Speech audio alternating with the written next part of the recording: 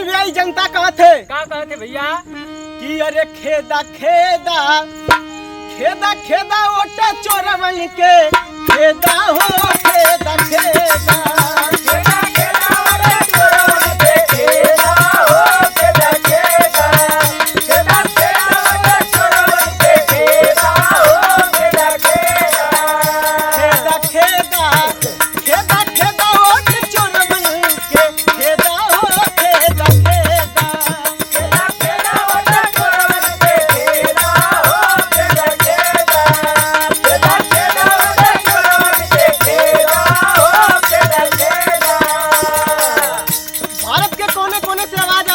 भैया कि ना खेदबा तो देश के बर्बाद कर दिया, लेकिन पीढ़ियों के लोग लग चुकल हुआ। कैसे?